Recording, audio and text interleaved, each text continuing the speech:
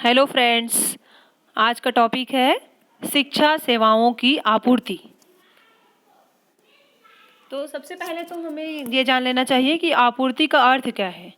ये एक बहुत व्यापक शब्द है। इसमें वस्तुओं और सेवाओं की आपूर्ति के सभी रूप जैसे बिक्री, स्थानांतरण, वस्तु विनिमय, अदला बदली, लाइसेंस, किराया, पट्टा या निपटान करना या करने के विचार पर एक व्यक्ति द्वारा उसके व्यापार को आगे बढ़ाने के प्रयोजन के लिए सहमति देना शामिल है। इसमें सेवाओं का भी आयात शामिल है। अब शिक्षा सेवाओं में आपूर्ति का अर्थ देखते हैं। आपूर्ति एक आर्थिक शब्द है जो किसी दिए गए उत्पाद या सेवा की मात्रा को संदर्भित करता है। जो आपूर्तिकर्ता किसी निश्चित अवधि में उपभोक्ताओं को एक निश्चित मूल्य स्तर पर प्रदान करने के लिए तैयार होते हैं। आपूर्ति उत्पादकों की इच्छा और क्षमता है जो उन्हें बाजार तक ले जाने के लिए वस्तुओं और सेवाओं का निर्माण करती है। आपूर्ति की परिभाषा बेनहम के शब्दों में आपूर्ति का आशय वस्तु की उस मात्रा से है जो प्रति इकाई समय में बेचने के लिए प्रस्तुत होता है।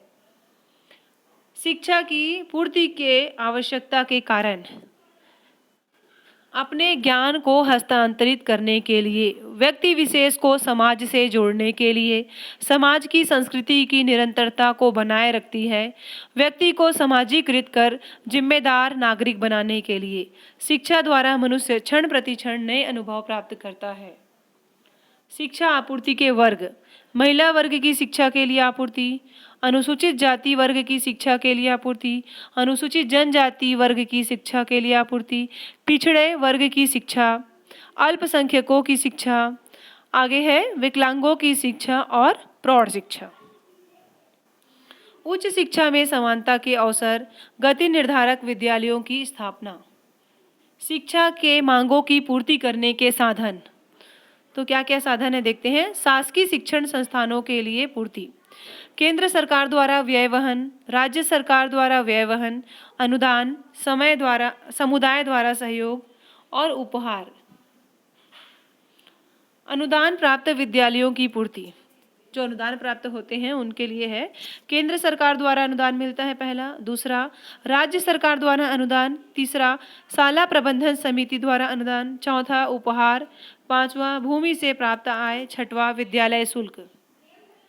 निजी विद्यालयों की आपूर्ति, इसके लिए दो ही है, दान राशियां और विद्यालय शुल्क। सरकारी और निजी संस्थाओं के लिए बजट समीकरण। 1999 में विंसेंट के अनुसार एक लाभ उद्देश्य से मुक्त शिक्षा संस्थान के आय व्यय का समीकरण निम्न प्रकार से होगा: P+DR+G = C+V+D। यहाँ पर है P का मतलब है शिक्षण शुल्क और DR मीन्स दान स्वरूप प्राप्त राशि, G मतलब सरकार से अनुदान, C मतलब शिक्षा की लागत और V मतलब अवतरित लाभ और D सृजित लाभांश। तो ये हमारा टॉपिक यहीं पर ख़त्म होता है आज का। Thank you.